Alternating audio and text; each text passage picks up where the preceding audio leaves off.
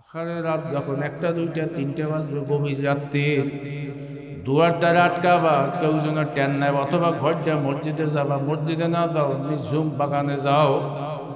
আহারে যায় নামাজটা লাইসা উজুরা কইরা দুই চার জায়গায় তাহাজ্জুদ নামাজ পড়িয়া আল্লাহর একটা করুণ সুরে ডাক দেবা, সেজদার মধ্যে বই আল্লাহ তুমি আর আমি, আমি আর তুমি, তুমি আর আমি, আমি আর তুমি, তুমি আর আমি, আমি আর তুমি।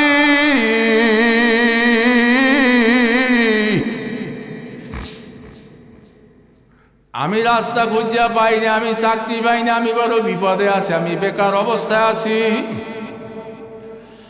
ইমাম গাজ্জালী রহমাতুল্লাহ আলাইহি লাগছে আল্লাহর একটু প্রেমিক হিসাবে ডাক দাও, তুমি আর আমি, আমি আর তুমি। দুনিয়ার অফিস বন্ধ হইল, তোমার অফিস বন্ধ হয় না। ইমাম গাজ্জালী রহমাতুল্লাহ লাগছে তোর চোখের পানি জমিনে পড়ার আগে আমার মাওলায় মাফ না করিয়া পার না। এই একটা ঔষধ। দুই নম্বর ঔষধ হইল যুবক যাদের মা বাচ্চা আছে, বাবা বাচ্চা আছে, ঘুরিয়া ঘুরিয়া মার চেহারার দিকে তাকাবা।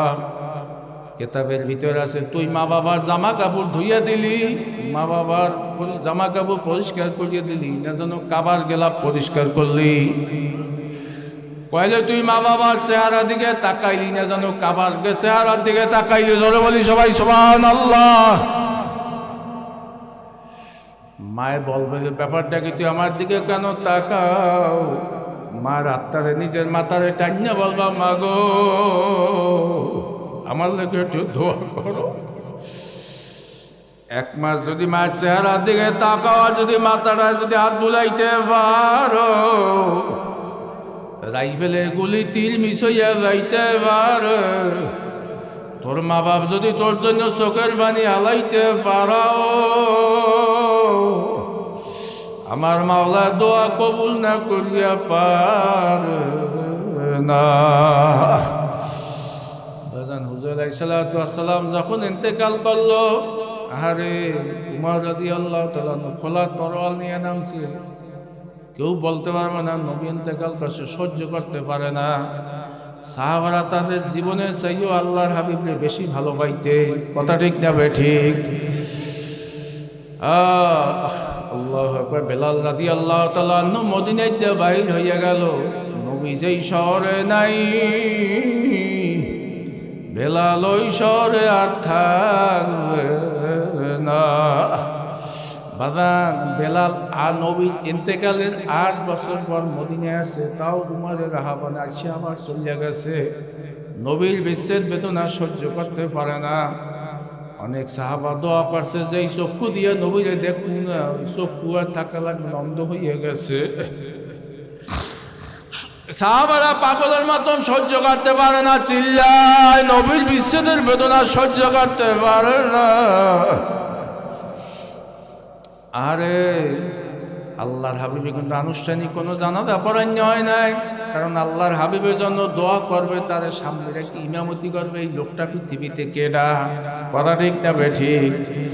এই জন্য যে যেভাবে পারছে সে সেইভাবে দোয়া করছে।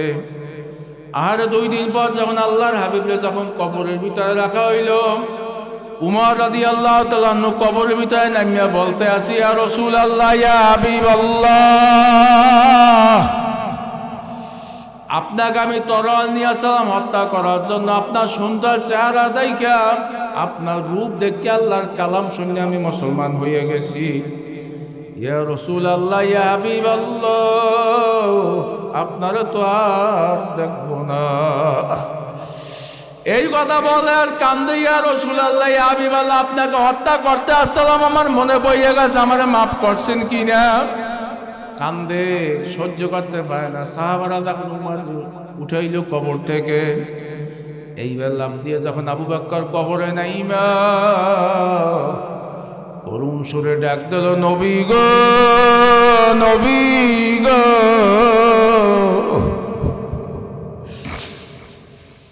কবে আর দেখব আপনার ইজ্জতের সাথী আপনার সামনে হাজির।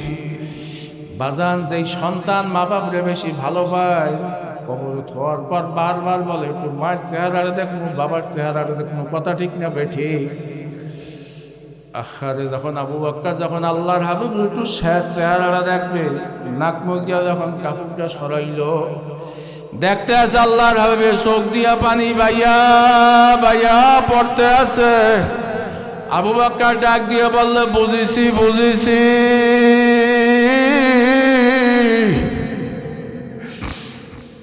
উম্মতের জন্য দুনিয়ায় কাঁদছো, তায়েফের ময়দানে রক্ত ঝরাইছো, উহুদের ময়দানে দান দান শহীদ করছো, উম্মতের জন্য পেটে পাথর মানছো। তোমার এই কান্দন কবরও থামবে না, মিজানও থামবে না, পুলসিরাতও থামবে না। নবীর কপালে একটু চুমা দেবে। আখারে দেখতে আছে, আওয়াজ আসতে আছে, রব্বি হাবলিয়া উম্মতি। আর আমার উম্মতের অবস্থা কি হবে? আমার উম্মতের অবস্থা কি হবে?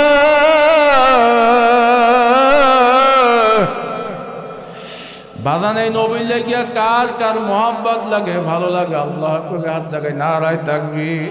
তোল ভাঙ্গিয়া তৈল পড়িয়ে গেছে, জমিনে তৈল খাইয়ে ফেলাইছে, বুড়ি হইলে বুড়ি, বুড়া মানুষ, আর একদিকে হইলে গরিব। বুড়িও কেমন হালাতালা মানুষ। উমারের রাষ্ট্রের কাছে যাইয়ে বলতে আছে, রাষ্ট্রপ্রধানের কাছে, উমর রে কেমন রাষ্ট্র চালাও? কইলে কি হয়েছে?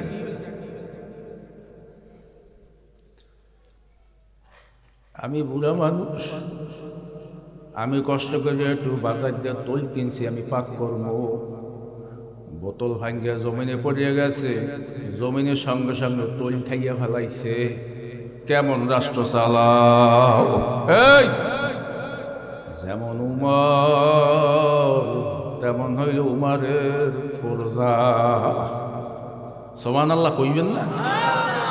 বুড়িরও কত বড় সাহস, জমিনে তৈল পড়িয়ে গেছে, এখন উমারের তৈল খাইয়া লাইছে জমিনে, এখন তৈল তো আর উঠাইতে পারে না। এখন এই উমারের জবাব দিত। উমারও কেমন মুসলমান, কেমন খলিফা, কেমন আল্লাহর সাথে সম্পর্ক। উমারও বলতে আছে, বুড়ি আর একটা বোতল নিয়ে জমিনের কাছে যাইয়া ধরো। সুবহানাল্লাহ কইবেন না? ধরিয়া যাইয়া কও, হে জমিন, উমর যদি ন্যায়পরায়ণ শাসক হয়, তাইলে তুই বোতলের মধ্যে ঢুকিয়া যা। আর উমর যদি ন্যায়পরায়ণ শাসক না হয়, তাইলে জমিন তুই জুলুম কর, আমার তৈল লাগবে না। বোঝেন বোঝেন কথা। ও আস্ত বাজান, বুড়িও যাইয়া বোতল লইয়া, কেমন ইমাম, কেমন ইমান, কেমন উমার, কেমন পর্জা, কেমন বুড়ি। বুড়িও বোতল লইয়া যাইয়া জমিনের কাছে বলতে আছে, জমিন, উমার যদি ন্যায়পরায়ণ শাসক হয়,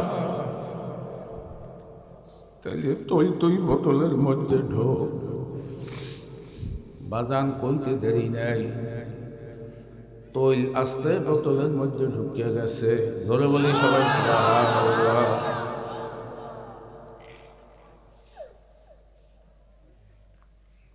বাজান আমিরুল মুমিনিন মাঝে মাঝে রাত্রে ঘুরতে পর্যাগো খবর লওয়ার জন্য, দেশের মানুষের খবর লওয়ার জন্য। এখন একটু দলের সভাপতি, একটু দলের সেক্রেটারি, যে দলের একটু ভাবসা বইলে ক্ষমতার দল যদি হয়, ওদিকে মুখ দিয়ে পারে লোল, নাক দিয়ে পারে হিওই, এরমে আছে না? এই প্রফেসর, এম এ পাস, মাদ্রাসার শিক্ষক, হাফেজ সাহেব, ভালো মুরব্বীর লোক এমন বাইলে কথা কয় যেন কথার বই চারটে দাও আছে এলাকায়, আছে না?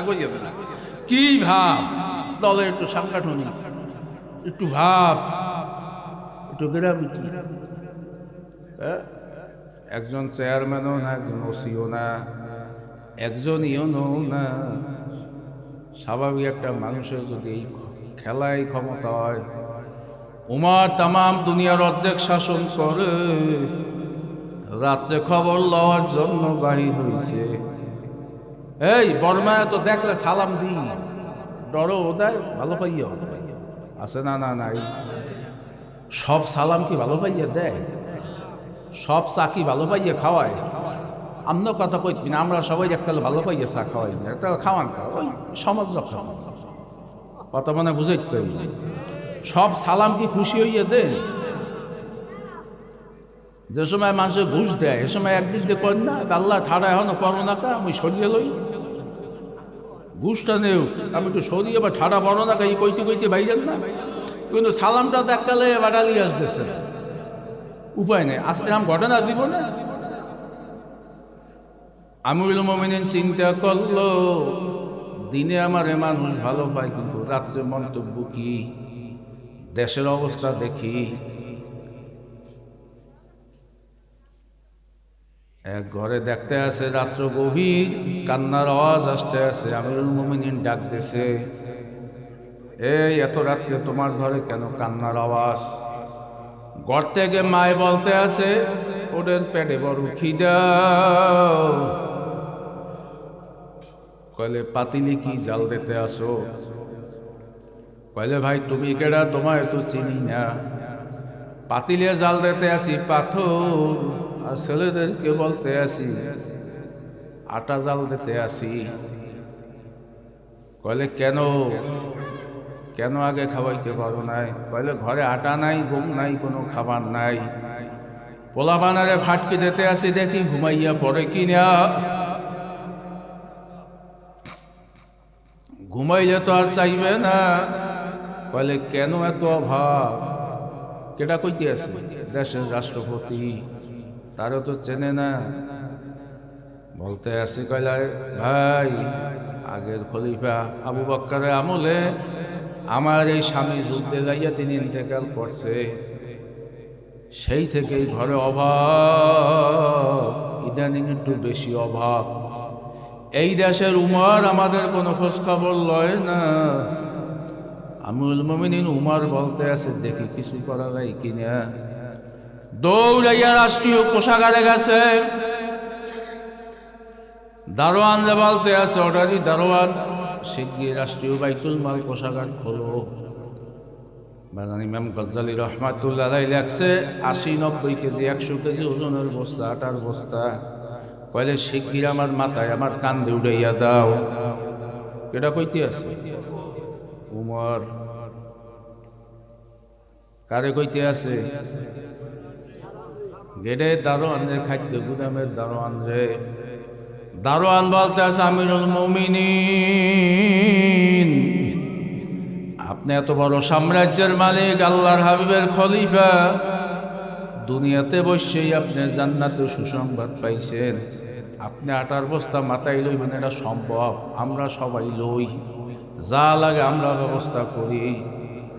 উমর বলতে আছে, না না না, আমি বড় অপরাধী, আমি বড় অপরাধী, আমার মাথায় আটার বস্তা উড়াইয়া দাও। বাজার কিয়ামতের ময়দানে তো উঠবেন, উঠবে। মাঝে মাঝে চিন্তা করি যে আসলে মানুষই কি ভালো না।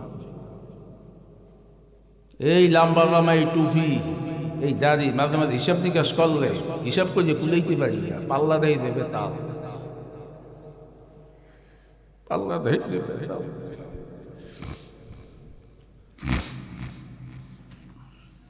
নিজে আটার বস্তা মাথায় গুলিয়ে নিয়ে আইছে, এইবার নিজে রুটি বেলতে আছে।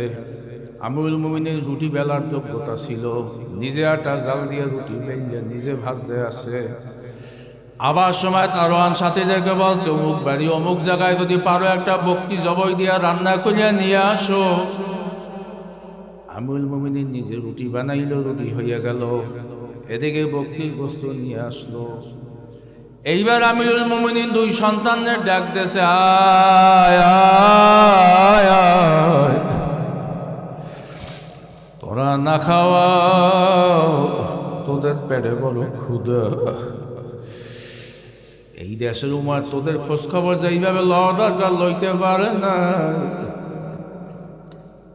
দুই সন্তান নিজের সন্তানের মতন বড় মায়া করিয়া নিজের দুই রানে বসাইছে। সুবহানাল্লাহ কইবেন না? দুই রানের উপরে বইয়া আমিরুল মুমিনিন নিজের রুটি সিজিয়া সিজিয়া ওটার মুখে দিতে আছে আর গোস্ত দিতে আছে। রুটি এক কামড় খায়, গোস্ত এক কামড় খায়, আর বারবার উমরের দিকে তাকায়। আমিরুল মুমিনিন খাওয়াইলাই মুখ পুষা দিয়া। এর ভেতরে ফজরের টাইম হইয়া গেছে। সাথীরা বলতে আছে হুজুর ফজরের টাইম হইয়া গেছে। আমিরুল মুমিনিন আল্লাহু আকবার। এর আগে যখন আমিরুল মুমিনিন বাহির হইয়া যাইতেছে ঘর থেকে, ওই সন্তানের মায়ের ডাক দিয়ে বলতেছে ভাই তুমি কে জানি না, এই দেশের উমর আমাদের খোঁজ খবর লয় না। কিয়ামতের ময়দানে উমরের বিরুদ্ধে আল্লাহর মাকামে দাঁড়াইয়া যখন নালিশ দেব তখন তুমি সাক্ষী থাকো। যার বিরুদ্ধে নালিশ দেবে হ্যারে কি সাক্ষী মানতে আছে। বাবা উমর কেমন খলিফা, কেমন রাগী খলিফা। উমর যখন রাস্তা দিয়ে হাঁটতে যাইতো, আল্লাহর হাবিব মসজিদে নববীতে বসে অনেক সময় মিসকি মিসকি হাসতো। সাহাবারা জিজ্ঞাসা করলো ইয়া রাসূলুল্লাহ, ইয়া হাবিবাল্লাহ কেন হাসেন? আল্লাহর হাবিব বলতে আছে আমার উমর রাস্তা দিয়ে হাঁটে আর শয়তান সব দৌড়ে গিয়ে পলায়। সুবহানাল্লাহ কইব। অন্য কেউ ডরাইতে না, ডরাইতে কারে? উমর।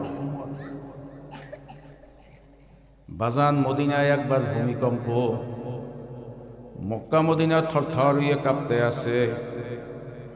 দৌড়াইয়া সাহাবারা কাছে আমিরুল মুমিনিন মক্কা মদিনা মনে হয় থাকবে না। উমর রাদিয়াল্লাহু তাআলা আনহু মসজিদ থেকে বাহির হইয়া এক লাঠি নিয়ে বাহির হইল। ওই ভূমিকম্প হে লাঠি দিয়ে বেরিয়েছে। আল্লাহু আকবার। মসজিদে নববীর সামনে এসে জমিনের উপরে ডাক মারিয়া জোরে চিৎকার মারিয়া বলতে আছে মদিনার মাটি মক্কার মাটি, যেই জমিনে আল্লাহর হাবিব শুইয়া রইছে ওই জমিনে কেমনে ভূমিকম্প হও। বাজান এটা হালাতের কথা, কথা ঠিক না বেঠি? এই ভূমিকম্প কেমনে? আমিরুল মুমিনিন যখন এই কথা বলছে সেই 1450 বছর পর্যন্ত, সেই থেকে এখন পর্যন্ত তাম দুনিয়া ভূমিকম্প হয়, কিন্তু মক্কা মদিনায় আর ভূমিকম্প হয় না। বাজান আমি যাই কথা বলতেছিলাম, উমর মসজিদে গেল, মসজিদে নামাজে ইমামতি করলো। মনে আছে ফজরের নামাজ? সালাম ফিরাইয়া ঘোষণা দিল খবরদার মসজিদ থেকে কেউ বাহির হবে না, কেউ মসজিদ থেকে বাহির হবে না। সব মুসল্লিদের মধ্যে কাপ শুরু হয়ে গেছে। উমর যারে ধরে, উমর যারে ধরে হ্যাঁ কি সারে উমর কত কানা একে এই দেশের মতন ডিসিরে ঘুষ দেওয়া যায়, স্পিডে ঘুষ দেওয়া যায়, কত পেনাকা। বাজান বোঝার জন্য বলতে আছে, এই রাগইয়েন নাই। এই যে 5ই আগস্টের পর যে পলাইয়ে গেলে মানুষ দেশ গেছে না, কত মানুষ পুলিশের দলে পলাই গেছে, চলে গেছে, কত তামাক বাই তো উঠিয়া ওরে আগুন দেশে তার এক ভেনালারে দেখি যে মারে ওই 5ই আগস্ট বিয়ালে। আমি কইলাম ওরে মারো কান, ও আমাদের দেখিয়া কয় হুজুর দেখেন মোরে কেমনে কিলিয়ায় প্রতিশীল যে মানুষটি বুঝতে। আমি কইল ভেনালারে করছি কি, ওরে কিলিয়াও কইলে হুজুর ও গত বছর 15ই আগস্টের খেসুরিটি আনছে, ওই যে শোকের খেসুরি বঙ্গবন্ধু মৃত্যুবার্ষিকী না, হেয়া খেসুরিটি আনছে। আমি কইলে ওরে বেড়া এই লেগে মারবি, ওরে এই লেগে মারবি। বাজান আমি যাই কথা বলতেছিলাম আমি বোঝার জন্য বলতে আছি, একটা মানুষের অবস্থা দেখে আমার চোখে পানি এগিয়ে গেছে। এই 5ই আগস্ট বা যত মাইক যত ভূত হয় আমার চোখে পানি হয় না, খালি একটা স্মৃতি দেখে আমার চোখে পানি এগিয়ে গেছে। বাংলাদেশের যে প্রধান বিচারপতি ওই যে কেলাপাতায় শুনছে, মনে আছে? দেখছে মানে কথা কয় না, এই এমপি মেট্রিক পাস ছাড়াও পাওয়া যায়, দেখছে পাওয়া যায় না, কথা কয় না। এই দেশের এমপিরা কয় না যে মাননীয় ব্রিজ আমার একটা স্পিকার লাগবে? এই দেশের স্পিকার কইছে, রাখুন না, কইছে, হ্যাঁ কইছে না? কিন্তু বাজান একজন ইউনো, একজন ডিসি, একজন ম্যাজিস্ট্রেট, একজন জজ হইতে পড়াশোনা করা লাগে না? না লাগে, অতে পড়াশোনা করা লাগে। একজন ডাক্তার হইতে হইলে, একজন ইউনো হইতে হইলে, ম্যাজিস্ট্রেট হইতে হইলে এত মাথা চুল পড়িয়া যায়। বাংলাদেশের প্রধান বিচারপতি যার ক্ষমতা প্রেসিডেন্টের সমতুল্য, কথা ঠিক না বেঠি? কত বড় ক্ষমতা, একই নাপুরিয়া হয়েছে। এই হাজারো বিচারপতির বিচারপতি, কথা ঠিক কেনে বেঠে? জজ প্রধান বিচারপতি। ওই বেড়ে আমি ভিডিওতে দেখছি, বলে আমার একটা কলা রুটি কিনিয়া দাও, পেটে বড় খিদা। যা চতুর্পাশে পুলিশ, যা সরকারি গাড়ি বাড়ি, কোনো কিছুর অভাব নাই, কথা ঠিক না বেঠি? কি বাজান দুনিয়ায় যে কিয়ামত বুঝা যায় না, না যায়। যেই কথা বলতেছিলাম, উমার মসজিদে সালাম ফিরাইয়া বলতে আছে, খবরদার সাবধান, মসজিদ থেকে কেউ বাইর হবে না। এই দেশের যে সবচেয়ে যে বড় অপরাধী, সবচেয়ে যিনি বড় বেশি অন্যায় করছে, তার কিছুক্ষণের মধ্যেই তার বিচার হইবে। যখন এই কথা উমর ঘোষণা দিয়েছে, মসজিদে একজনে আর একজনের দিকে তাকায়, মনে হয় মসজিদের মানুষগুলো সব থরথর হইয়ে কাঁপতে আছে। উমর কার বিচার করবে, কি হইয়া যায়?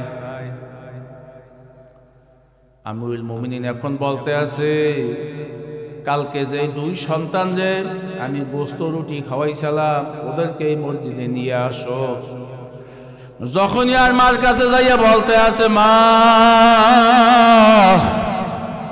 তোমার সন্তান 2টাকে আমিরুল মুমিনিন মসজিদে নববীতে ডাকছে।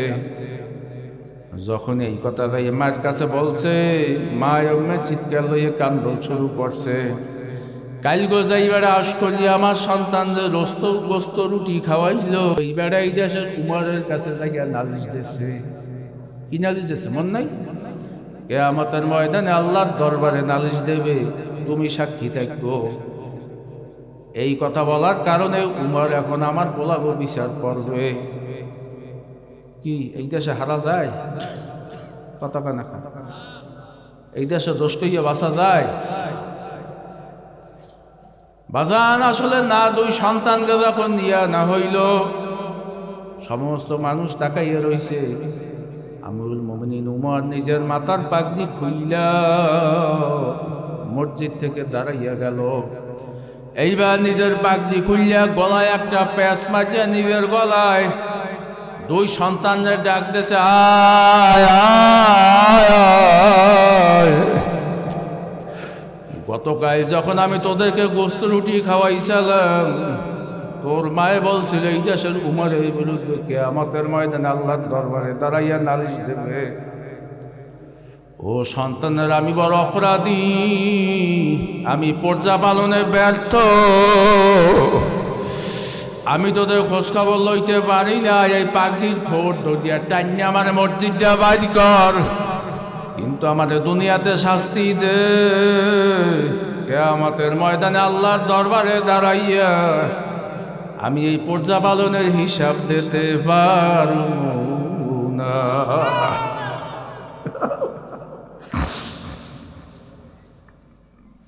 বাহের সারের বাইরে এই ঘটনার জন্য শুনাইলাম, ভালো মতন বোঝেন, ভালো মতন হিসাব করিয়া তারপর কবর পথে যাত্রীও, কথা ঠিক না বেঠি?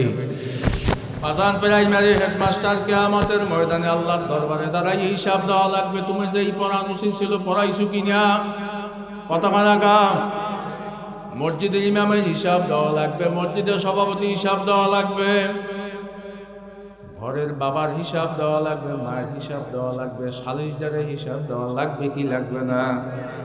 লাগবে। চেয়ারম্যানের হিসাব দেওয়া লাগবে, এমপির হিসাব দেওয়া লাগবে। যার যার দায়িত্ব অনুযায়ী কুল্লুকুম রায়না কুল্লুকুম মাসউলুন আন রায়াতিহি। প্রত্যেক ব্যক্তি একজন দায়িত্বশীল। আল্লাহর মাকামে দাঁড়াই এই হিসাব দেওয়া লাগবে লাগবে লাগবে লাগবে লাগবে। এই জন্য বাগান খালি সুরাতে সিরাতে মানুষ হইলে মানুষ হওয়া যায় না। মানুষ হইল কলবের ব্যাপার, কথা ঠিক না বেঠি? ইল্লা মান আতাল্লাহ বিকলবিন সালিম। যেই মানুষটার কলব পরিষ্কার, বাম্বুদের নিচে 2 আঙ্গুল নিচে এক টুকরা গোস্তের টুকরা আছে, ওই টুকরাটা যদি ভালো হইয়া যায় মানুষটা ফেরেশতা চাইয়াও ভালো। আর ওই গোস্তের টুকরাটা যদি খারাপ হইয়া যায় মানুষটা কুত্তা শুয়ার শ্রীগলের চাইয়াও খারাপ, কথা ঠিক না বেঠি? বাজান কিয়ামতের ময়দানে আল্লাহ পাক রব্বুল আলামিন জিগাইবে না তুমি মুফতি হইছো, তুমি মুহাদ্দিস হইছো কিনা, তুমি হাজী হইছো কিনা, তুমি মেম্বার হইলা কিনা, তুমি চেয়ারম্যান হইলা কিনা। আল্লাহ পাক দেখবে কলব। হাফিজ হুজুর রহমাতুল্লাহ আলাইহি ইফতার মাহফিলে রওনা দেছে। মুহাম্মদুল্লাহ হাফিজ হুজুরের নাম শুনছেন কিনা? নাম শুনছেন? হাফিজ হুজুর যিনি বটগাছ মার্কে ইলেকশন করছে, আমাদের মনে নাই? শুনছি, আমাদের আব্বাই কইছে, বাপ চাচারা বলছে। সব সময় চোখ ভিজা থাকতে এরশাদের সাথে বটগাছ মার্কে ইলেকশন। যুগ শ্রেষ্ঠ একজন বড় আলেম ছিল, আরো 40-45 বছর আগের ঘটনা। কামরাঙ্গি সজ্জা গুলিস্তান ইফতার মাহফিলে রওনা দেছে। খাদেম যে বলতে আছে, খাদেম দেখো একখানা রিস্কা পাও কিনা। খাদেমে কোথাও রিস্কা পায় না। দেখতে আছে মসজিদের পিছনে বারান্দায় এক আল্লাহর বান্দা মাতলাবাসী মুরব্বী জিকির আজকার পড়তে আছে, দুরূদ শরীফ পড়তে আছে, আর আস্তে আস্তে নিঃশ্বাস ছাড়তে আছে। মনে হয় যেন আল্লাহর সাথে কথা বলে এরকম একটা অবস্থা। আর রিস্কাওয়ালাকে যাইয়া বলতে আছে, এই বেটা, এই কি ভাই কদে কি বেটা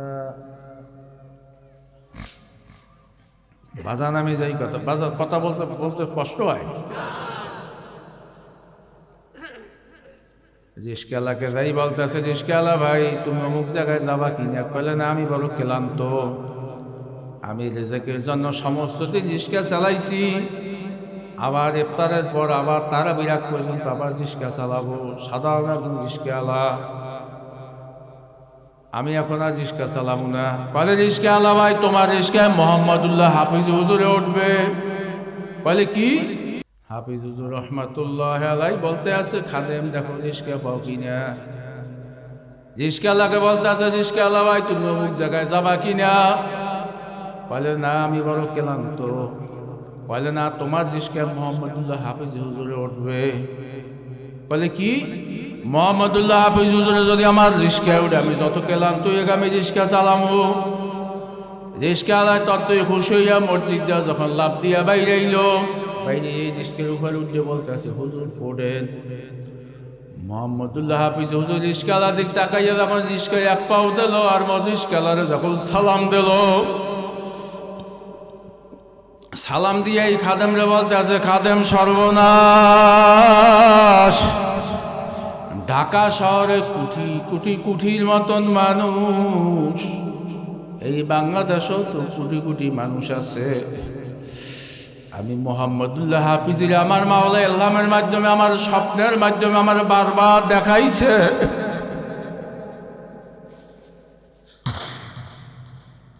বাংলাদেশের যে কোটি মানুষ, ঢাকা শহরে যে লক্ষ কোটি মানুষ, এই মানুষের ভিতরে দিশকাল একজন বড় মাপের আল্লাহর ওলি।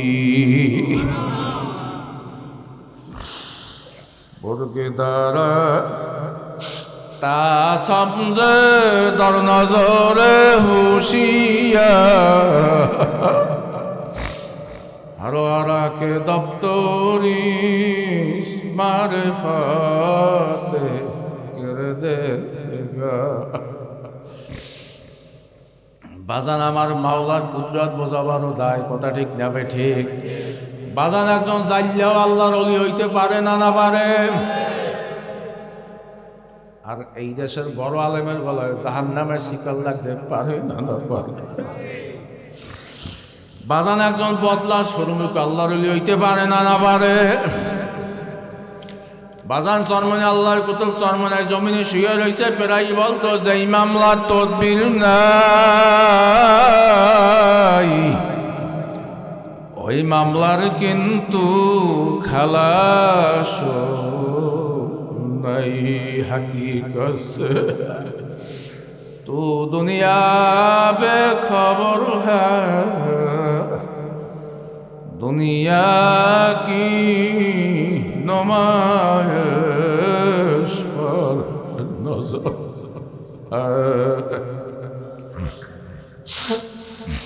মান্না গুঞ্জাম দর জমিন আসমান, লেকে গুঞ্জাম দর কুলুবে মোমেনাত। বাবান আমার মাওলা আসমানও সামাই হয় না, জমিনও সামাই হয় না, আমার মাওলায় মোমেনের কলবে সামাই হয়। কথা ঠিক না বে ঠিক? হাফিজ হুজুরে বলতে আছে খাদেম সর্বনাশ। মোহাম্মদুল্লাহ হাফিজের আমার মাওলায় দেখাই দিয়েছে বড় মাপের আল্লাহর ওলি, আর রিস্কায় আমি উঠবো, রিস্কা আল্লাহ রিস্কা চালাইবে। কিয়ামতের ময়দানে মোহাম্মদুল্লাহ হাফিজের যদি মাওলায় দলীয় হয়, মোহাম্মদুল্লাহ হাফিজি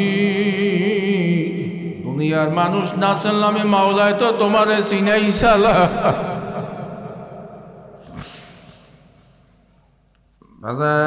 একটু আগেই বলছি, এখন ভালো মতন বোঝেন, মানুষ কোনোদিন রুম দিয়া বোঝা যায় না, কথা ঠিক না বেঠি? মানুষ কোনোদিন ওজন দিয়া মাপা যায় না।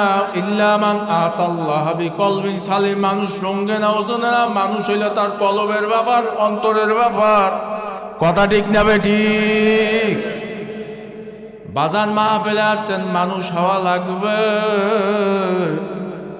এই মাহফিল হইল কলব পরিষ্কারের জায়গা, কথা কয় না কা?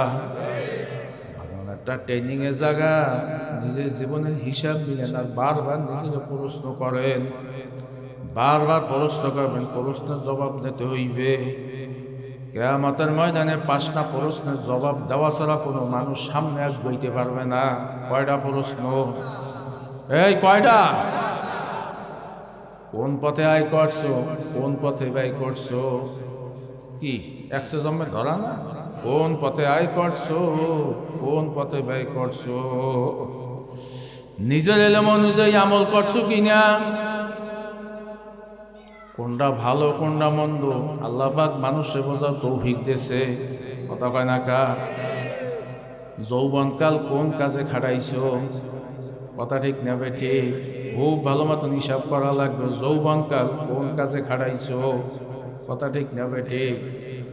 যুবক যারা মাহফিলে আসছো, হেদায়েতের চাবিকাঠি আমার মাওলার হাতে। কার হাতে? কোনো বক্তার হাতে না, কোনো ওয়াইজিনের হাতে না। আমি নিজেও দেখছি, তবে মাঠের মানুষ যদি আল্লাহর ওলি থাকে, পাবলিকের মধ্যে এর ভিতরেও মানুষের পরিবর্তন হইয়া যাইতে পারে না, না পারে? বাজান আমি বোঝার জন্য বলতে আছি, যারা চরমনের মাহফিলে গেছেন, সার্সিনে গেছেন, বিভিন্ন জায়গায় গেছেন, চরমনের মাহফিলে 5-6টা মাঠ হয়। ওই 4 নম্বর মাঠের মানুষ দেখছি। 1 নম্বর মাঠে যে হুজুর ওয়াজ করে, আমরা বুড়াকে ধরিয়ে জিগেছি মোনাজাতের পর, বুড়া কোথায় বাড়ি? কইলে পঞ্চগড়। এখান থেকে প্রায় 2700 মাইল দূরে। কইলে স্টাইজ দেখছেন? কইলে না। আমি কইলে হুজুরে দেখছেন? কইলে না। আমি কইলে 1 নম্বর মাঠ দেখছেন? কইলে না, তাও দেখি নাই। কিন্তু যাবার সময় দেখছি কানতে কানতে যায়, মাথায় পাগড়ি। বলে বাবা আমারে কইতে আছে, বাবা বিড়ি লইয়াইছিলাম 2 প্যাকেট, প্রথম দিনই বিড়ি ফালাইয়া দিছি, আর কোনোদিন খামু না। বাগান কুমির দেখছেন, ওই যে মুরগির পেটের তলে ডিম দেয়, ওই ডিম গরম হইয়া তা দিয়ে ডিম ফুটতে যায়, কথা ঠিক না বেঠি? পাখি তার পেটের নিচে ডিম রাখে, পাখির ডিম ফুটতে যায়। কুমির কিন্তু তার পেটের নিচে ডিম রাখে না, ওই কুমিরের দুধ দিয়ে তাকাইয়া থাকে, অনেক দূর দিয়া। চোখের রশ্মি, চোখের তাজাল্লি, চোখের পাওয়ারের কারণে এই ডিম ফুটতে যায়। সুবহানাল্লাহ কইবেন না? কিন্তু যেই কুমির ভালো মতন ডিমের দিকে তাকাইতে পারে না, ওই ডিমও ফোটে না। আজান হেদায়েত একমাত্র আল্লাহর হাতে, কারণ ওই জফরুল কালাম আমার মাওলার হাতে। এই বড় মাহফিলে গেলে হেদায়েতের কারণ হইল এই। ওই বুড়ায় প্রসাবখানায় গেছে, ওই যে প্রসাবখানায় লাইন দিয়েছে, ওই লাইনের ভিতরে হয়তো একজন আল্লাহর ওলি থাকতে পারে। তার চাদরের লাগে চাদর লাগছে, গাল লাগে ঘষা লাগতে পারে। বাজান রাস্তা দিয়ে হাঁটছে একজন আল্লাহর ওলি, ধুল গায়ে লাগিয়ে যাইতে পারে না, না পারে?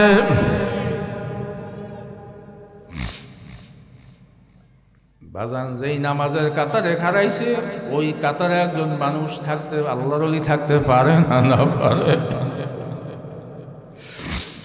বাজান আজকের মাহফিল লোক কম হইল, আমি দেখতে আছি আপনারা খুব স্বাভাবিক গতিতে সুন্দরভাবে নিরবিচ্ছিন্নভাবে বৈশা রইছেন।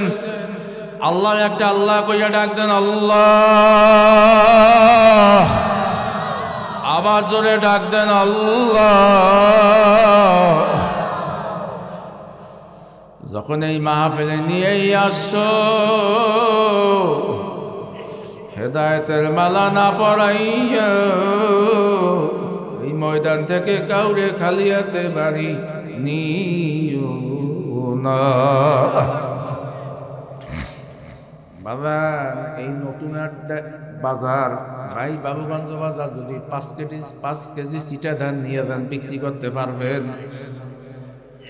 যদি 5 কেজি বেগুন, পোকা বেগুন নিয়ে ধান বিক্রি করতে পারবেন, বরং সামনে কিলাইয়া পাঠাই দেবে, বেটা চিলে ধান লইয়া আইসো কা, পোকা বেগুন ফসল নিয়ে আইসো কা। যখনই 1 মণ বেগুনের লাগে বা 2 মণ ধানের লাগে, 10 কেজি চিটা ধান মিলাই দেবেন। ওই চিটা ধান ওই ভালো ধানের লাগে সম্মানিত বিক্রি হইয়া যায়, কথা ঠিক না বেঠে? বাজান আল্লাহ আল্লাহ মজলিসে বসলো, বক্তা গুনাহগার হইতে পারে। যেই জমিনে পয়সেন বসছেন, যদি একজন অলি থাকে, এই অলির উসিলে আল্লাহ মাফ করতে পারে না, না পারে? কিন্তু বাজান আদব থাকা লাগবে। কি থাকা লাগবে? কি আদব? বাজান বেদবে গাছতে মাহরুম ফজল, বেদবে আল্লাহ পাক রব্বুল আলামিন তার ফজল করম থেকে সে বঞ্চিত থাকে, কথা ঠিক না বেঠিক? বেদব কিন্তু দুনিয়াতেও শান্তিতে থাকতে পারবে না, আখিরাতেও পারবে না, কথা পায় না কা? বাজান হুজুর আলাইহিস সালাতু ওয়াস সালাম যখন দিনের দাওয়াত দিতে শুরু করতে লাগলেন, মক্কার কাফেররা নবীকে বিভিন্ন বাইরে বিভিন্ন সিস্টেমে কুৎসা রটনা শুরু করতে লাগলো। কি মোহাম্মদ গরিব, বাবাও নাই, মাও নাই, আত্মীয় স্বজনও দেখতে পারে না। মোহাম্মদ ওই যুগে মানুষ বদলাও লইতে না, কাজও লইতে না। কইলে কেন? আবু জহেল বাড়ি বেরি যাই কইয়া দেছে, মোহাম্মদ কুরাইশ বংশের আব্দুল্লাহর ছেলে, যদি কেউর বাড়ি কাজ করতে যায় বলবা দে না, তোমার কাজে রাখা যাইবে না। কত বড় নিষ্ঠুর, কথা ঠিক না বেঠি? আরবের কাফেররা বুদ্ধিমান চিন্তা করলো, আমরা যদি মোহাম্মদ যে যদি পাগল কই, তাইলে সে তো পাগল হবে না। বাজান দুনিয়াতে চোরের পক্ষে মানুষ আছে না, না নাই? বেশি এই পাইলাম, এবার ভালোই পাইছি এই মাহফিলে। বাজান ডাহাইতের পক্ষে মানুষ আছে না, না নাই? সর্বহারার পক্ষে মানুষ আছে না, না নাই? দোনোর এলাকায় তো সর্বহারার এলাকা। ওই আমাকে গুড্ডে হেটাও একসময় আলোচনা, এখন নাই, এখন থাকবে কেমন? কি একটা বাইরে পারে, মানুষ সচেতন হয়েছে না। ওই যে 7 কেজি ওজন নিয়ে রাইফেল দিলাম মনে হল এই শীতকালে চাদর লেগে এই রকমের ডান গাই দিয়ে কি তামসা এককাল ছোট কালে দেখছি মনে হল এই দেশও তো আছে ওই সরবরাহের পক্ষে মানুষ আছে না না নাই টাউটারের পক্ষে মানুষ আছে না না নাই দর্শকের পক্ষে মানুষ আছে না না নাই শুধু পাগলের পক্ষে কোনো মানুষ নাই এমনকি পাগল এমন এক তকমা ঘরের বউ কয় কালে তোর বাপের মাথা গরম হাল্লা কথা কস না ওকে এই যারা বুড়ো হয়েছেন 80-90 বছর বয়স দেখছেন মাঝে মাঝে কয় এই মাতারি যদি বেশি বুদ্ধি বেশি চালাক আছে না তাহলে এই দিশটা উনিয়া বোঝে কিছু থাহ ওনার ঘরে ওনার বিল্ডিং এ ওনার জমিনে কতখানা কইলে উনি বোঝে না কিছু বাজান দুনিয়াতে মনে হয় খালি বছরের পক্ষে মানুষ নেই ও কি আছে আছে এই দুনিয়ায় কেলাসো মোসরাসো এই এর পক্ষে মানুষ বেশি থায় না পুলিশও থায় না হ্যাঁ ভাই সালা তুই চুরি করছে বোম্বাই বলি চুরি করে মানে কেলাসে কত কেনা কিন্তু এই দেশে বছরের পক্ষ ম্যাজিস্ট্রেটও থাকে পুলিশও থাকে ডিসিও থাকে সত্য না মিথ্যা রাগ হইয়েন না আল্লাহ পাক এই দিয়ে আমাকে মুক্তি দেও রাগ হইয়েন না রাগ হইয়েন না নাইলে বাংলাদেশের বিচারপতি কেলাপাতা হইয়া থাকা লাগে এটা কোনো কথা এটা কথা একজন বিচারপতি হ্যাঁ মানে দুনিয়ার হাইসিয়াতে যার দ্বারে মানুষ বিচার চায় এই যার দ্বারে মানুষে জান কার ফাঁসি হইবে কার ফাঁসি হইবে না কেটা জমি পাইবে কেটা পাইবে না চিনতে পারছেন হ্যাঁ যদি কলাপাতা হইয়া থাকা লাগে এই কাটতে রইয়া হ্যাঁ বিচিজ্ঞ ভাড়াইতেছে চিনতে পারছেন এই যদি বিচারপতি থাকা অবস্থায় হয় সেই এলাকায় আগুন জ্বালাই দেয় না পুলিশে সেই এলাকা রাহে চিনতে পারছে মানুষ যে খারাপ হইলে কুত্তো শুয়ারে চাইও খারাপ হয় এই কথা বুঝাইতে পারি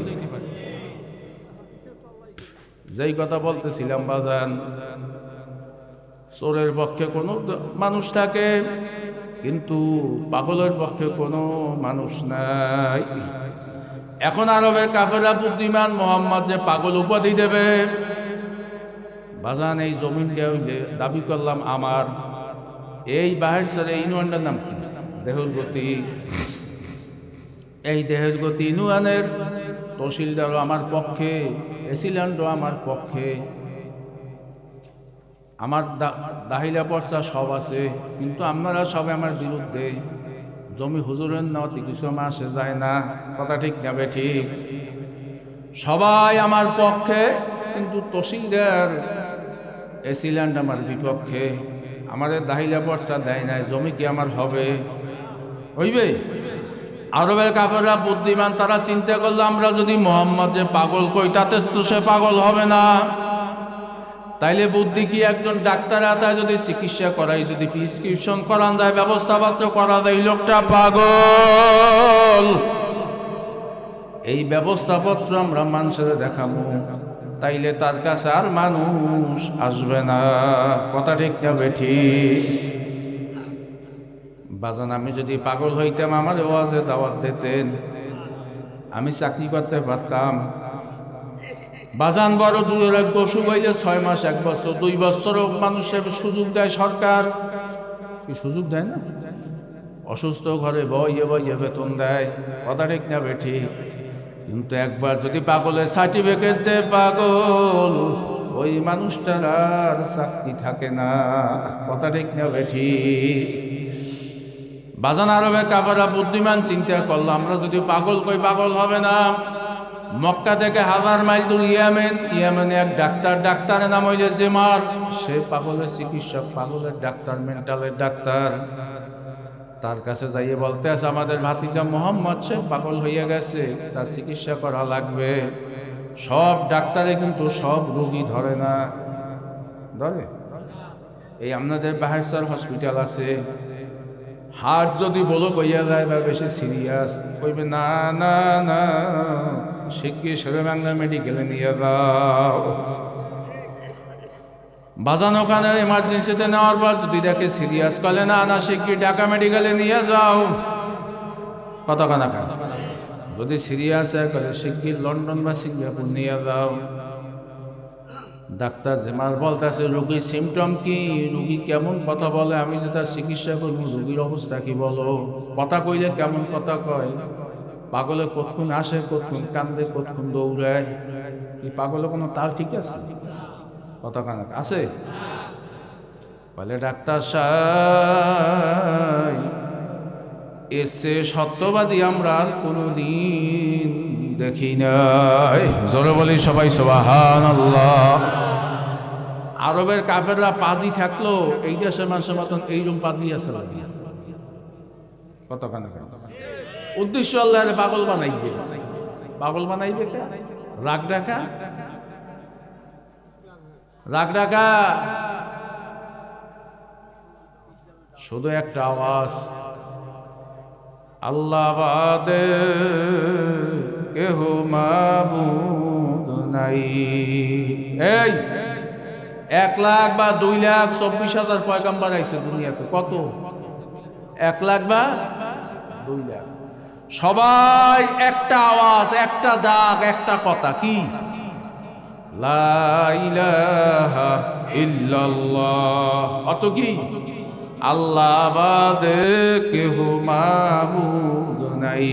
এই সব কথা মনে থাকবে না, 2-1টা কথা কোট করে লই যাই। এককাল আদম নবী হইতে আমাগো নবী পর্যন্ত সব নবী সবাই এক আওয়াজ, লা ইলাহা ইল্লাল্লাহ। মুসা কালিমুল্লাহ, লা ইলাহা ইল্লাল্লাহ আছে। লা ইলাহা ইল্লাল্লাহ ঈসা রূহুল্লাহ, লা ইলাহা ইল্লাল্লাহ ইব্রাহিম খলিলুল্লাহ, লা ইলাহা ইল্লাল্লাহ আদম সফিউল্লাহ, লা ইলাহা ইল্লাল্লাহ ইসমাইল জবিউল্লাহ, লা ইলাহা ইল্লাল্লাহ মুহাম্মাদুর রাসূলুল্লাহ। ইয়া হাসাতান আলাল ইবাদ মা ইয়াতিহিম মির রাসূলিন ইল্লা কানু বিহি ইস্তাহজিউন। আল্লাহ নিজে কইতে আছে, ভালো মতন শোনেন, আল্লাহ নিজে কইতে আছে এমন একজন নবী পয়গাম্বর রাসূল নবী দুনিয়াতে পাঠাই নাই যে তার আত্মীয় স্বজন দেশবাসী জ্ঞাতি গোষ্ঠী যারা মাইন দেখাইছে, অপমানিত না হইছে, লাঞ্ছিত না হইছে, কে বলছে? কে কইছে? আল্লাহ। তাইলে আপনি বলছেন যে লেপের তলে থাকি আর নাক টেনে ভেসতে চাই, এত সহজ? এত সহজ? আর পরের বাড়ি জেয়াবাতে গরু গোস্ত খাইয়া গোস্ত নুনইলে কিনিয়া আর ফেননি খাইয়া দাঁত খস্ত করতে পান মহ দিয়ে দাঁত খস্ত করতে বাড়ি যাইবেন, করল্লা বাজা একদিনও খাইবেন না, এত বেহেশত। আম হাসিবতুম আন তাদখুলুল জান্নাতা লাম্মা ইয়াতিকুম মাসালুল্লাযিনা খালাউ মিন ক্বাবলিকুম মাসাতুহুমুল বাসা ওয়াদ দাররা ওয়া যুলজিলু। এই নবীরা কিয়ামত ময়দানে বলবে কোথায় আল্লাহর সাহায্য? নবীরা পর্যন্ত বিধি কইয়া যাইবে কোথায় আল্লাহর সাহায্য। আর আপনি মনে করছেন বেহেশতে সব নবীরা মাইর খেয়েছে, আপনি মোড়ো খাইবেন না, মোড়ো চেষ্টা করবেন না, মোড়ো অপমান হইবেন না, একালে বইয়ে বইয়ে বেহেশত। বাজান এখন একটু ওয়াজটা বেতাল লাগে বাজান, যে ইবাদতে যত কষ্ট বেশি ওই ইবাদতে তত সওয়াবও বেশি। কথা ঠিক?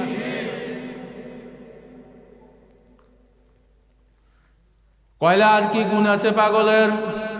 কয়লা আমরা আমানত রাখলে যেই জিনিস যেইভাবে রাখি সেইভাবেই সে হেফাজত করে। সুবহানাল্লাহ কইবেন না? এইটা দোষ কি? বলে ডাক্তার সাহেব একটু দোষের লইগে আইছে, দোষটা হইলে নতুন ধর্ম প্রচার করে। নতুন ধর্ম কি? লা ইলাহা ইল্লাল্লাহ, আল্লাহ বাদে সব নবী উম্মতরা পূজা করতে, পূজা হিন্দুরা এখনো করে না। কথা কানা এই বোঝার জন্য কই দিয়েছে, আমি বিএম কলেজে পড়ি, ইসলাম ইতিহাস এই সময় সাবজেক্ট। তার ভাগ্যবনে ইসলাম ইতিহাস হিন্দু বলাই লইছে আমাকে বলে হে ওই সাবজেক্ট লইছে তা কলেজে যখন বাইরে যাই 3:30টার সময় এর মধ্যে দেখি মোটা একটা উঠছিলাম একটা বড় কুত্তা সেইটা দেখি দেখলাম তো এইরকম খারাই আমি বলি কি আমার কইতে আছে দোস্ত ওটা একটা বড় কুত্তা বোঝো না ওটা একটা দেবতার মতো মুসলমানের যদি সাপ দেখে সাপ এই 5 বছর 6 বছর বললাম ও কিন্তু 2টা ফাইল নেবাই দিয়ে বাড়ি যায় কথা কানা ভাই হ্যাঁ 2টা ইডিয়ামা দিয়ে দৌড় দেয় এই কথা ঠিক নেবে আর হিন্দু তো দেখছে নেই এই যেমন নমস্কার দেয় তো মনসা পানির পূজা করে সূর্যের পূজা করে বটগাছের পূজা করে হিন্দু কথায় বটগাছ কাটাইতে পারেন কোনো কি কথা কান্দি কথা চন্দ্রের পূজা করে তারার পূজা করে 33 কোটি দেবতী প্রত্যেকের মনে করে আলাদা একটা শক্তি কত কানা আর মুসলমান সাপ দেখলেও নামাজ দিয়ে বাড়ি যায় না কথা ঠিক এটি হচ্ছে পার্থক্য লা ইলাহা ইল্লাল্লাহ আল্লাহ বাদে কেউ মাবুদ নাই ডাক্তার জামাল বলতে আছে লোকটার ভিতরে যদি এতগুলাই গুণ থাকে তার চিকিৎসার জন্য আমি কোনো ভিজিট নিব না সেও তো ইসলাম জানে না শোনে না সেও তো জানে না সেও তো কাফের তাকে নিয়ে মক্কায় যখন রওনা দিয়ে আসছে আল্লাহর হাবিবের মনে বড় কষ্ট মনে বড় জ্বালা যেই নবীরে না বানাইলে তাম দুনিয়ার কিছু বানান্য হইতো না নবী চেহারা এত সুন্দর এত আকাশ সোনা এত রূপ আল্লাহর হাবিব যখন মদিনার রাস্তা দিয়ে আইতে যাইত মদিনার মায়ের কোলে শিশুরা মায়ের বুকে দুধ খাওয়া হইয়া আল্লাহর হাবিবের সুন্দর চেহারার দিকে চাতক পাখির মতন তাকাই থাকতো জোরে বলি সবাই সুবহানাল্লাহ এত সুন্দর চেহারা এত সুন্দর রূপ এত নূর সেই নবীরে পাগল উপাধি দেবে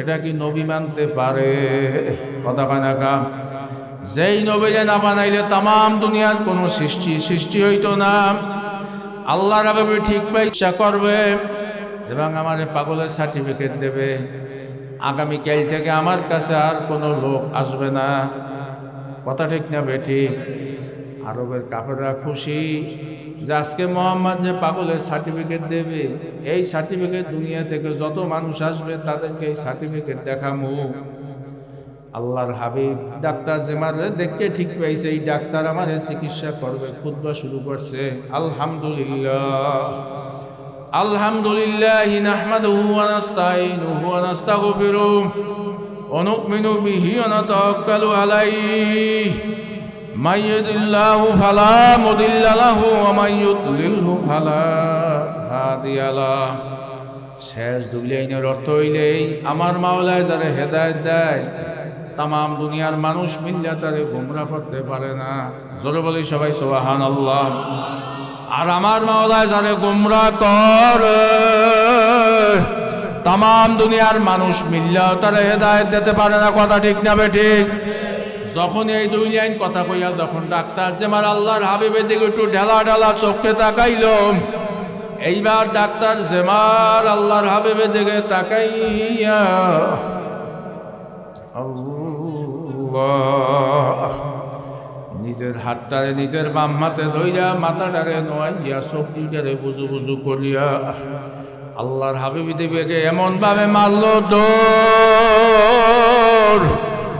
দৌড় মারিয়া যাইয়া নবীর পায়ের উপরে পড়িয়া বলতে আসি ইয়া রাসূল আল্লাহ ইয়া হাবিব আল্লাহ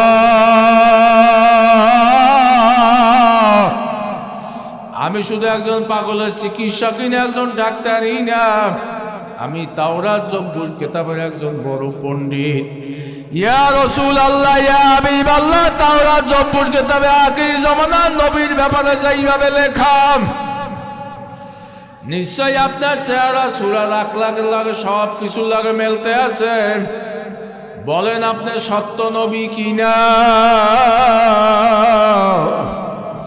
আল্লাহর হাবিব ডাক্তার জেমারের দিকে তাকাই বলতে আছে ডাক্তার জেমার আমার মাওলা যারা হেদায়েতের মালা পরায় তামাম দুনিয়ার মানুষ মিললেই মালা খুলতে পারে না। বলে তা সমঝে দর নজরে হুশিয়ার हर वारा के दफ्तरिस्त मारे फाते किरदेगार मजा হেদায়েতের চাবিকাঠি কারাতে, জোরে ডাক দিয়ে বলেন কারাতে। আল্লাহর হাবিব কলেমা পড়াইল ডাক্তার জেমার পড়ো কলেমা তৈয়ব লা ইলাহা ইল্লাল্লাহু মুহাম্মাদুর রাসূলুল্লাহ। ডাক্তার জেমার 1000 মাইল দূর দিয়ে এসেও সে মুসলমান হইয়া গেল, নবীরে চিনল। কিন্তু যেই কাফেররা ভোরও দেখলো নবীরে, দুপুরেও দেখলো, একই জমিনের ফসল খাইলো, একই সূর্যের তলে, একই আবহাওয়ার বাতাস, কিন্তু বাজান রে ইমানের মতন বদৌলত ইমান আনতে পারে নাই। পারছে বাজান? আমি এই জন্য এই কথা বললাম, হেদায়েতের চাবিকাঠি আমার মাওলারাতে আল্লাহরে আল্লাহ কইয়া ডাকতেন আল্লাহ। অনেক মানুষ দেখবেন 30 বছর পর্যন্ত ওয়াজ শোনে, পরিবর্তন হয় না। আবার অনেক মানুষ দেখবেন যে 3 দিন 7 দিন আল্লাহু আকবার 41 দিন তবলিগে যায়, সরমনাই যায়, শশিনা যায়। 1-2 দিনের বয়নে মানুষের জীবনের মুখ ভুলিয়া যায় কি যায় না? এই যায় যায় যায়। বাজান আমি যেই কথা বলতেছিলাম আল্লাহু আকবার, এখানে একটা মাদ্রাসা, আপনার খুশি না বাজার? ইমাম গাজ্জালী রহমাতুল্লাহ আলাইহি মুকাশাফাতুল কুলুবের ভিতরে লাগছে, যেই এলাকার মাদ্রাসার তালবে আলিম যেই রাস্তা দিয়ে হাইটা যায়, ওই এলাকার 90 দিন পর্যন্ত কবরে আযাব আমার মাওলায় মাফ করিয়া দেয়। বাজান কাসেম নানুতুবি রহমাতুল্লাহ আলাইহি তিনি দেওবন্দ মাদ্রাসা প্রতিষ্ঠা করলেন। যেই মাদ্রাসার সীমানার নকশা আল্লাহর হাবিব নিজে কইয়া দিয়েছে, জোরে বলি সবাই সুবহানাল্লাহ। স্বপ্ন যোগে আহারে মাদ্রাসা করল, এখন মাদ্রাসা চালু দেশে, ছাত্র আছে, শিক্ষক আছে, কিন্তু মাদ্রাসার ছাত্রদেরকে যে ডাল চাল দিয়ে রান্ধিতে ভাত খাওয়াইবে সেই তৌফিক দেন নাই। মাদ্রাসার টাকা নাই, পয়সা নাই, ডাল নাই, চাল নাই। বুক ভরা আশা লইয়া দেওবন্দ মাদ্রাসা প্রতিষ্ঠাতা কাসেম নানুতুবি রহমাতুল্লাহ আলাইহি দেওবন্দ বাজারে গেল। বাজারে যাইয়া ডাক দিল, দেওবন্দ বাজারের বাইরে বুক ভরা আশা লইয়া আসছি, নবীর মাদ্রাসা করছি, নবীর মেহমানরা না খাওয়া, তোমরা মাদ্রাসায় কিছু ডাল চাল দাও। একদল মানুষ দেখবেন হুজুর দেখলে একটু খিটখিট আছে না না নাই, দেখলে ভুরু মুস্কায়, দেখতে ভালো পছন্দ করে না। বড় আলেম নাই, একজন বড় মাপের পীর, এই সিস্তিয়া সামদিয়া তরিকার একজন বড় মুরব্বী। এক দোকানদার তো কিছু দিলই না, বরং কাসেম নানুতুবি রহমাতুল্লাহ গায়ে একটা জোতা পাক্কা মারল পাও দিয়া খুললিয়া। কাসেম নানুতুবি রহমাতুল্লাহ জোতাটারে ধুইয়া নিজের গায়ে নুমাইল যা জোতা পুষা, তারপর দেশে ভাই তুমি তো আমার গায়ে জোতা মারছো আমার ঘৃণা করার জন্য, নেও তোমার জোতা ধুইয়া দিলাম, আমার গায়ে ধুলি তোমার জোতায় লাগছে, জোতা অপরিষ্কার হয়ে গেছে, দেখেন কেমন নরম হয়েছে, এই জোতা এখন তুমি পায়ে দাও। আর কাসেম নানুতুবি যখন তাকে জোতাটা দিল, বলল যে না, যে এই জোতা তোমার গায়ে মারছে এই জোতাও আর পায়ে দেবো না। বলে ভাই কি করবো? বলে তোমার যা মোল্লায় তাই করো। বিসমিল্লাহ রহমান রহিম করিয়া প্রথম ওই জোতাটা দান বাস্ক ওই ব্যাগের ভিতরে প্রথম জোতাটা লইল। আর এক দোকানদারের কাছে সেও বলল যে না হুজুরের ব্যবসা কবে শুরু করছেন, সেও কিছু দিল না। হাটের এই মাথায় ওই মাথা গেল, কেউ কোনো রেসপন্স নাই, কোনো সহযোগিতা নাই। হুজুরের দেখিয়া ইয়েস করে একটু হাসে। বাজান আগে ছোটকালে মনে আছে, আরো 10-20 বছর আগে আমরা ছোটকালে দেখছি আমাদের হাটে ওই তরমুজ ভাল্লো ভাল্লো করিয়া কাশি দিয়ে কাটিয়া 1 টাকা 2 টাকা পিস বেচতে, মনে আছে? আর ওই যোগও এক তরমুজ আলা অনেকগুলা তরমুজ বিক্রি করিয়া ছোলাগুলো একখানে রাজ দিয়েছে, তরমুজ বিক্রি করতে আছে। কাসেম নানতুবি রহমাতুল্লাহ যাই বলতেছে তরমুজ আলা ভাই, তোমার এই তরমুজের ছোলাগুলা কি করবা? কইলে হুজুর এই তরমুজের ছোলাগুলো আমি আমার গরুর জন্য রাখছি। কইলে ভাই আমার খুব প্রয়োজন, যদি আমার দাও আমি নেব। কইলে হুজুর আপনি প্রয়োজন ওই যে বস্তা আছে, ওই বস্তার ভিতরে ওই তরমুজের ছোলাগুলা ভরিয়ে আপনি লইয়া যান। বাজার কাসেম নানতুবি রহমাতুল্লাহ তরমুজের ছোলাগুলা নিয়ে বস্তার মধ্যে ভরিয়া জোতাড়ায় তরমুজের ছোলার উপর উড়াইয়া বস্তার মুখ বাঁধিয়া মাথায় করিয়া লইয়া যাইতে আছে বাড়ি।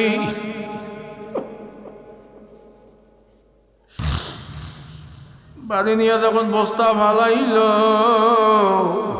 স্ত্রী মনে করছে মনে অনেক বাজার সদাই নিয়ে আসছে, স্ত্রী পাক করিয়া দেবে, মাদ্রাসার তাল ভেলিম। স্ত্রী বস্তা খুলিয়া দেখতে আছে একটা জোতার কতগুলা তরমুজের ছোলা। স্ত্রী ডাক দিয়ে বলতে আছে, স্বামী বস্তার ভিতরে তো দেখতে আছি ডাল নাই, চাল নাই, তরকারি নাই, খালি তরমুজের ছোলা। কাসেম নানতুবি চোখের পানি ছাড়িয়ে বলতে আছে, স্ত্রী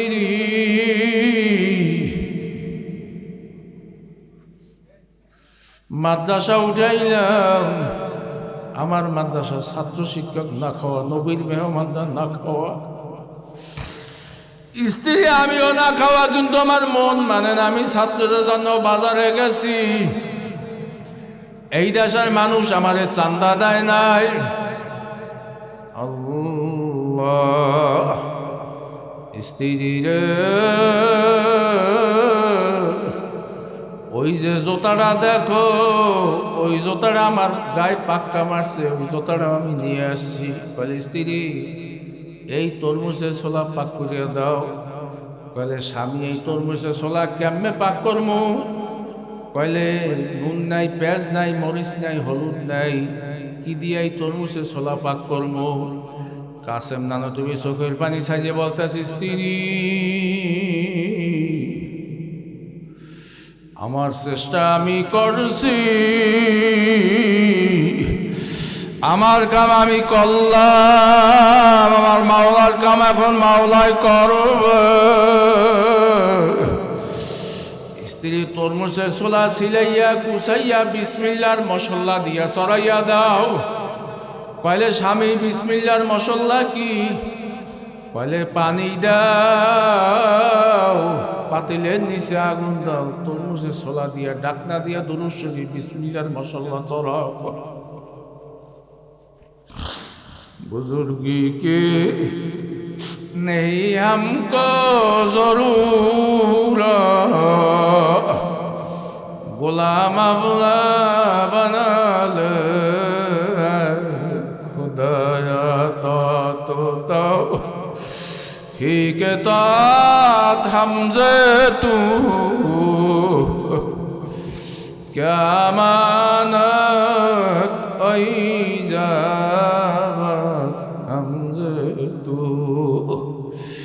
বলে স্ত্রী জাল দিতে থাকো, জাল দিতে থাকো, দুরূদ শরীফ পড়ো। আমার কাম আমি কইছি, আমার মাওলার কাম মাওলাই করবে, মাওলাই তোমাদের দিক তাকাই রইছে। ভাই নেওয়া তো আল্লাহ ফাসাম্মাজুল্লাহ।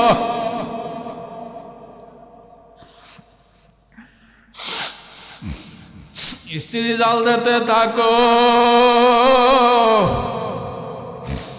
বাজান 10-20 মিনিট যখন জাল দিয়েছে, কোরমা পোলার ঘেরান আসতে আছে, জোরে বলি সবাই সুবহানাল্লাহ। এলাকার মানুষ দৌড়ে যাইছে, ব্যাপারটা কি? কাসেম নানতুবির বাড়ি এত সুন্দর কিসের ঘেরান আসে? কাসেম যখন পাক হইয়া গেছে, পাতিল মাথায় করিয়া মাদ্রাসায় দৌড়াইয়া গেছে, জুতাটার হাতে নিয়ে গেল। বাজান ছাত্রদেরকে বলল, ছাত্ররা নেও খাও, তার জীবনের ভিতরে লেখা আছে। যারা খাইছে ছাত্ররা তারা লেখছে, জীবনে এত সুস্বাদু আর কোনোদিন খায় নাই। জোরে বলি সবাই সুবহানাল্লাহ। বাজান হয়েছে জুতাটা, ওই স্যান্ডেলটা আজকে 200 বছর দেওয়াবান মাদ্রাসা প্রতিষ্ঠিত হইল। ওই দেওয়াবান মাদ্রাসায় এখনো সেই জুতাটা টানাইয়া আছে।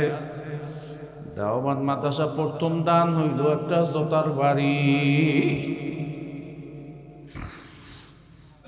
বাজান যে এই ব্যক্তি আমার মাওলার হইয়া যায়। বাজান আমি বলতেছিলাম আল্লাহর কালাম এই কোরআন শরীফ কোনোদিনও বিলীন হবে না, কথা ঠিক না হবে ঠিক? বাজান মাদ্রাসা, আল্লাহু আকবার, মাদ্রাসার টাকা দিতে পারেন না, পয়সা দিতে পারেন না, মাদ্রাসার তালবে ইলমদের চেহারার দিকে তাকাই থাকবেন। আমার সন্তানরা পড়াইতে পারেনি, আমি ওদের দিক তাকাই রইলাম। বাজান এই ছিল আমার মাওলায় মাফ করতে পারে না? না পারে? এই পারে, পারে। বাজান আল্লাহু আকবার, তালবে ইলমদের সাথে কথা বলবেন। আর আমি তো নবীর ওয়ারিসের সাথে কথা বলি, কথা ঠিক না হবে ঠিক? বাজান মাদ্রাসার দিকে তাকাইয়া থাকবেন, এই বিল্ডিং এর দিকে তাকাইয়া থাকবেন। বাজান রশিদ আহমদ গঙ্গুই রহমাতুল্লাহ আলাই, যিনি সিস্তিয়া সাবরিয়া তরিকে একজন বড় মুরব্বী, যার 1 লক্ষ হাদিস মুখস্থ ছিল। খুব সংক্ষেপে বলতেছে, আমি এখন বিশ্বাস করব। বাজান উনি এশায় নামাজের জামাতে নামাজ পড়াইয়া মসজিদ থেকে তাড়াতাড়ি যখন বাইরে যাইত, ছাত্র শিক্ষক যখন মসজিদে তালিম অবস্থায় থাকতো, দেখতে আছে এক ছাত্র বাহির হইয়া রশিদ আহমদ গঙ্গুই রহমাতুল্লাহ ছাত্রদের জুতা সোজা করতে আছে। কি সোজা করতে আছে? জুতা। পরের দিন আবার দেখতে আছে রশিদ আহমদ গঙ্গুই রহমাতুল্লাহ আলাই এইবার ছাত্রদের জুতা তো সোজা করেই, বরঞ্চ নিজের গায়ে জামার নুমাল খুলিয়া তারপর জুতা পরিষ্কার করিয়া দিতে আছে, ধুলাবালি মস্তে আছে। বাজান যার 1 লক্ষ হাদিস মুখস্থ, হাজারো লক্ষ আলেমের আলেম, ছাত্র শিক্ষক মসজিদে বাইরে হইয়া হুজুরে ধরল, হুজুর আপনি এত বড় যুগ শ্রেষ্ঠ, আপনার ছাত্রদের জুতা সভা কেন বা জুতা নুমাল দিয়া জামা দিয়া পোছেন? রশিদ আহমদ গঙ্গুই রহমাতুল্লাহ চোখের পানি ছাড়িয়ে বলতে আছে, ছাত্ররা আমি যখন জুতা সোজা করতে গেছি, আমি জুতার তলে দেখতে আছি আল্লাহ পাকের নূর। জোরে বলি সবাই সুবহানাল্লাহ। তোমরা নবীর মেহমান, আমি নবীর মেহমানকে খেদমত করতে আসি।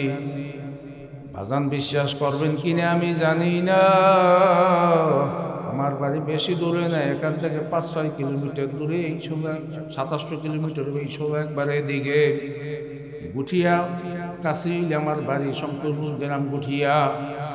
বোঝার জন্য বলতে আছে, 6 বছর আগে আমাদের পাশের গ্রাম গুঠি, ওই যে শান্তু সর্দারের মসজিদের আগে যে একটা মসজিদ, যাইতে রাস্তার বাম পাশে দেখেন একটা ছোট্ট একটা ব্রিজ, উঁচা ব্রিজ, ওই ঢালটার ওখানে বাড়ি।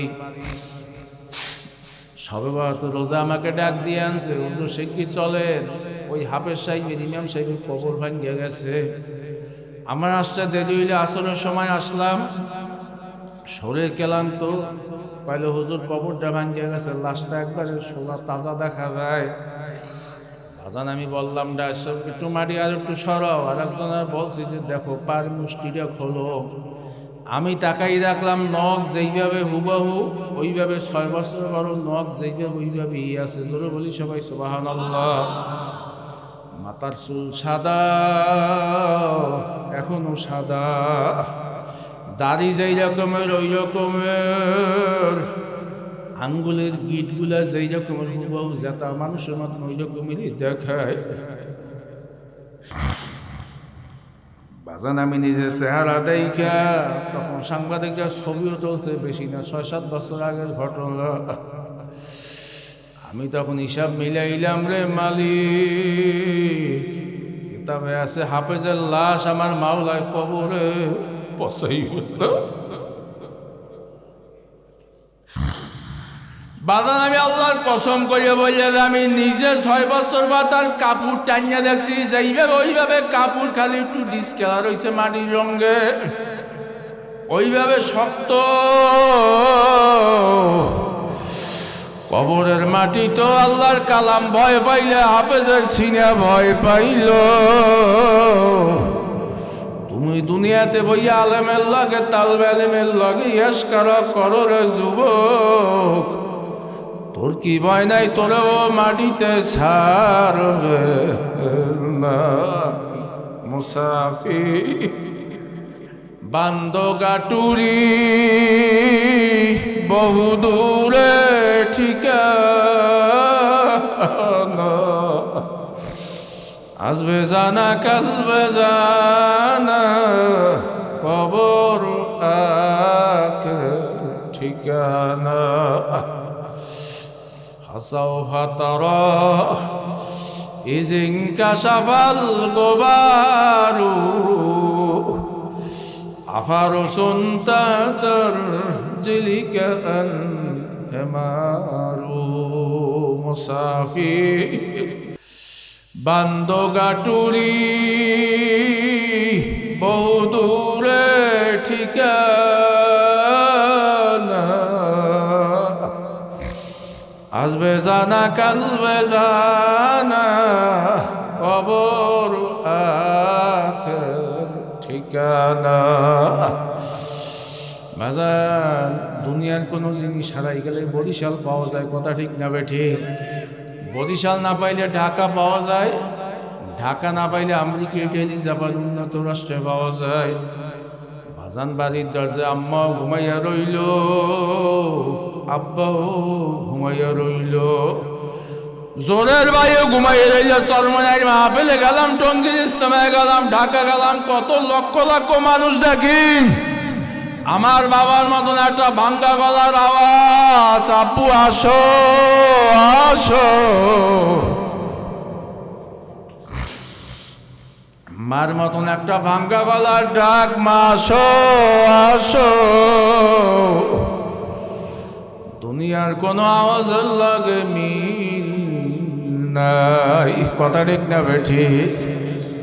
যুবক যার বাপ নাই, তোরা চাচার চেহারার দিকে চাইস, আল্লাহর ফজলে ওই বাবার ঘেরান চাচার গায়ে থেকে আসে, কথা ঠিক না বেঠি? মা নাই, খালার দিকে তাকাইও। বাজান যেই মামলার তদবির নাই, ওই মামলার কিন্তু খালাসও নাই। যুবক তারা চাকরি পাও না, বিপদে আছো, সমস্যায় আছো, আরে রাস্তা খুঁজে পাও না, বেকার সমস্যা। আমি 2টা ঔষধ দিয়ে দেই বয়ানের শেষে, ভালো মতন খেয়াল করে ঔষধ 2টা গ্রহণ করলো। যদি এই ঔষধে না ধরে 1 মাস পর আমার ফোন দিয়ে গাইল দিই, ইমাম সাহেবের আমার নাম্বার আছে, অথবা মাহফিলের সভাপতি তার কাছে আমার নাম্বার আছে, অথবা গুগলে মোবাইলের বয়ান সার্চ দিলেও বাইরে যায় যে হুজুর ঔষধ দিয়েছেন, পরিবর্তন হয় নাই। 1 নাম্বার ঔষধ হইল আখারে রাত যখন 1টা 2টা 3টে বাজবে, গভীর রাত্রির, দুয়ার দ্বারা আটকাবা, কেউ যেন টেন নাই, অথবা ঘর দিয়ে মসজিদে যাবা, মসজিদে না যাও, নিঝুম বাগানে যাও। আহারে যায় নামাজটা লাইসা উজুরা কইরা 2-4 জায়গায় তাহাজ্জুদ নামাজ পড়িয়া আল্লাহর একটা করুণ সুরে ডাক দেবা, সেজদার মধ্যে বই, আল্লাহ তুমি আর আমি, আমি আর তুমি, তুমি আর আমি, আমি আর তুমি, তুমি আর আমি, আমি আর তুমি।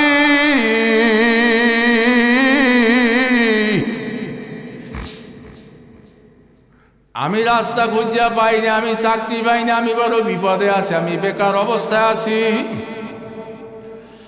ইমাম গাজ্জালী রহমাতুল্লাহ আলাইহি লাগছে, আল্লাহর একটু প্রেমিক হিসাবে ডাক দাও। তুমি আর আমি, আমি আর তুমি। দুনিয়ার অফিস বন্ধ হইল, তোমার অফিস বন্ধ হয় না।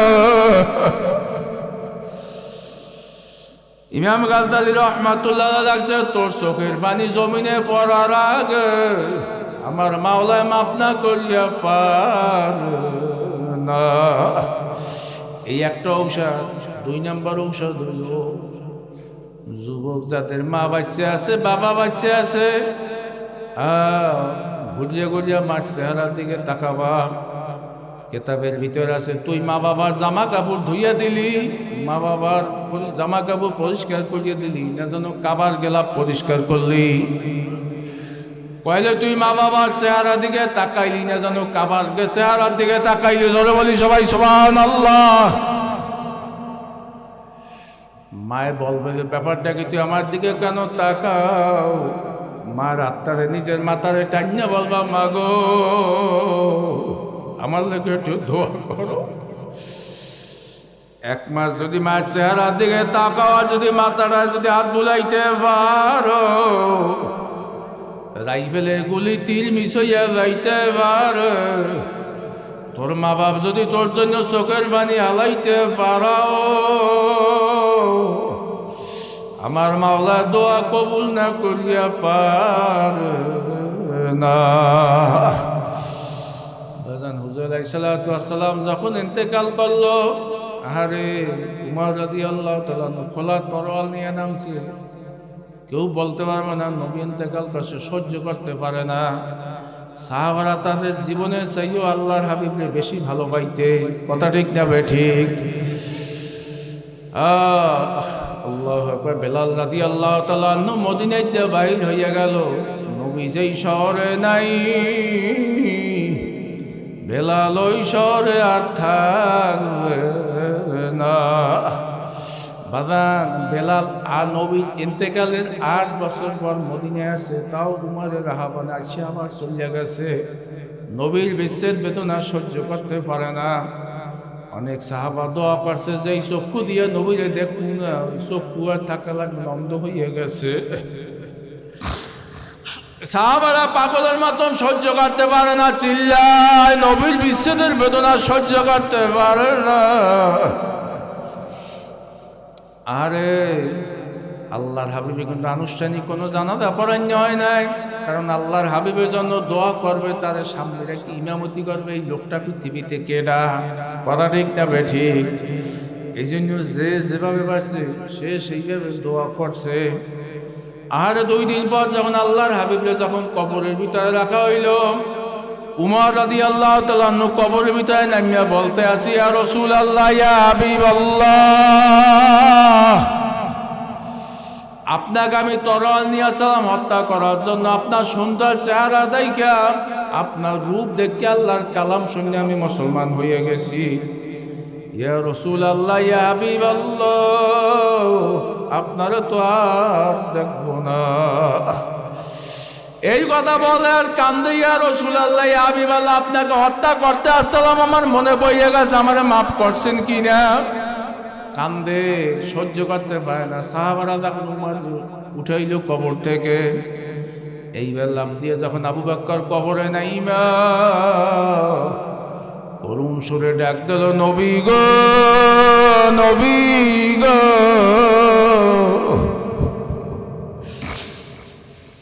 কবে আর দেখব আপনার ইজ্জতের সাথী আপনার সামনে হাজির। বাজান, যেই সন্তান মা বাপরে বেশি ভালো পায়, কবর থর পর বারবার বলে একটু মায়ের চেহারাটা দেখবো, বাবার চেহারাটা দেখবো। কথা ঠিক না ঠিক? আখারে যখন আবু বকর যখন আল্লাহর হাবিব একটু চেহারাটা দেখবে, নাক মুখ দিয়া যখন কাপড়টা সরাইলো, দেখতে আছে আল্লাহর হাবিবের চোখ দিয়া পানি বাইয়া বাইয়া পড়তে আছে। আবু বকর ডাক দিয়ে বললে, বুঝেছি বুঝেছি,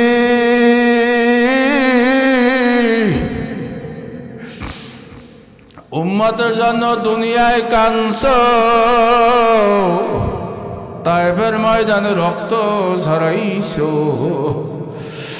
উহুদের ময়দানে দান দান শহীদ করছো, উম্মতের জন্য পেটে পাথর মানছো। তোমার এই কান্দন কবরও থামবে না, মিজানও থামবে না, পুলসিরাতও থামবে না। নবীর কপালে একটু চুমা দেবে। আখারে দেখতে আছে, আওয়াজ আসতে আছে, রব্বি হাবলি ইয়া উম্মতি। আর আমার উম্মতের অবস্থা কি হবে? আমার উম্মতের অবস্থা কি হবে?